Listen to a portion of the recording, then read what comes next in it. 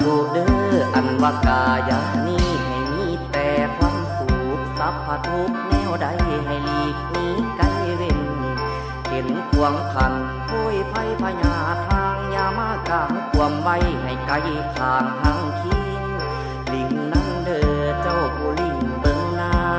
ำคงใหญ่ทาลาให้กายาสุ่มเย็นขอเข็นให้จอยพาสัตว์ลอยในน้ำ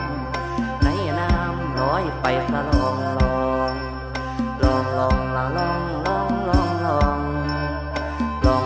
ละลองอย่าได้มีขัดของขาข้างวางใดแสงเทียนไตใส่ส่องนำทางวางผาศาสตร์ลงลอย